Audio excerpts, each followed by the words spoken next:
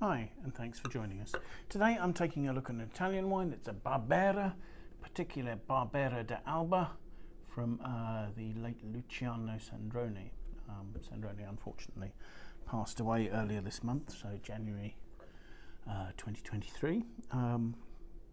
And Alba, the area covering both the production regions of Barolo and Barbera, or most of those regions anyway. Sandrone was a man who came to wine. His family weren't winemakers, so he came to wine when he started working for another company and fell in love with it. In 1978, he produced his first wine from a half-hectare parcel of the Barolo Cannubi vineyard that he had purchased, and very quickly proved that he was a very talented winemaker. His wine sold very quickly, and over a career that spanned 40 vintages, he was able to build up his family estates to a stage where, by the end of his life, they were farming about 27 hectares, I believe, in the region. He made a couple of Barolos, so working with Barolos and Nebbiolo d'Alba, and also with the other two typical grapes of the region, Barbera and Dolcetto. So the Barbera and the Dolcetto tend to be more entry-level wines, nonetheless made with meticulous care, and often wines that produce great value for money. Barbera d'Alba Barbera tends to grow in those sites that are slightly less able to ripen. Nebbiolo tends to grow on limestone soils that suit it well, and as a variety, it is quite contrasting with Nebbiolo because it's fairly low in tannins, but has plentiful colour, and has really quite sort of sharp, high acidity, which often means that it benefits from reasonable aging to allow it to sort of soften a little and to harmonise. This particular wine, made very much as Sandrone would make his Barolos, for instance, comes from 3 vineyards in 3 villages around Barolo. It ferments in open stainless steel fermenters, using its ambient yeasts, so just allowed to ferment with the yeasts that have come in with the fruit or are already in the vineyard to start fermentation. Having finished fermentation and maceration in open tank, it goes into 500 litre oak barrels, so presumably seasoned oak. Not quite sure how long it spends. I should imagine 9 to 12 months, but there's no detail on that in the research I've done.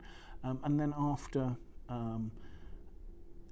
aging, and once it's been bottled, it spends 9 months in the winery aging before release. So actually, I think technically you'd be allowed to sell this as a superiore, but clearly the Sandrones haven't felt it necessary to apply that designation to this particular wine. And this is our, on Wine Searcher, this is our second most searched for Barbera d'Alba, and actually the third most searched for Barbera. So a very popular wine. So let's see if it bears out what I've said about the variety and about the winemaking. First thing to say, you've got a lovely depth of colour there. That's virtually opaque. It's an inky red purple, and as I swirl the wine in the glass there, the colour is, the pigmentation is such that it's staining the glass. The wine also has 14% alcohol according to its label, so there should be some good viscosity there to enable it to cling to the wine. But yes, the colour is quite obvious there. Let's see what it's like on the nose. The aromas are complex and they're very savoury. The fruit seems a little in on itself. There is, behind it all, I think, a note of quite high-toned, quite ripe black cherry. But layered over the top of it, there are notes of the concentrated fruit has almost become licorice, sort of bitter licorice note, black olive notes there. There's a hint of leather. There's a forest floor note of development. There's a as well as the leatheriness. There's a sort of a tiny touch of tobacco leaf or something like that. So lots of very savoury developed aromas overlaying the rich fruit on that, making a very complex nose. I mean, perhaps there's notes of smoke and also a little bit of sort of peppery spice as well to go in there. So let's have a taste and see what we make of that.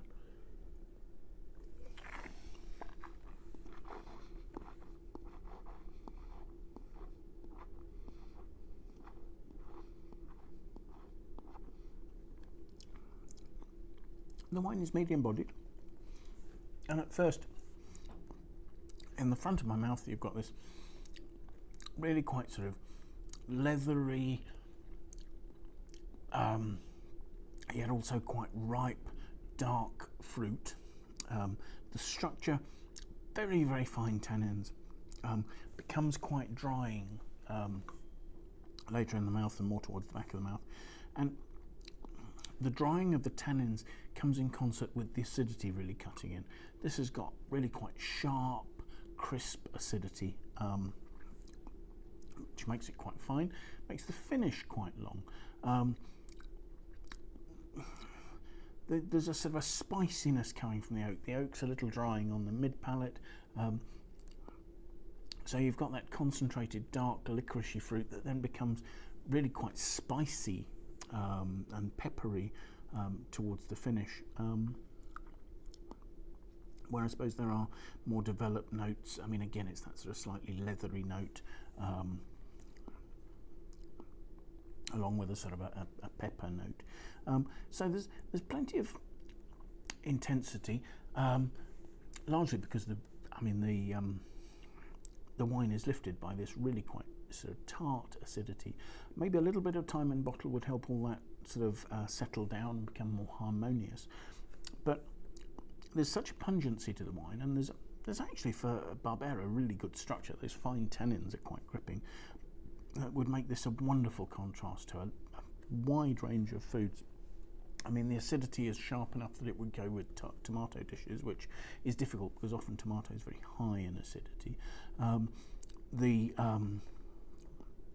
combination of the cutting acidity and the fine tannins would balance quite fatty foods very well. So a really enjoyable wine that I think could be paired in a lot of really quite fascinating ways. So yes, I hope you find that interesting. Well worth looking for a wine like this. Hopefully speak to you soon. Bye now.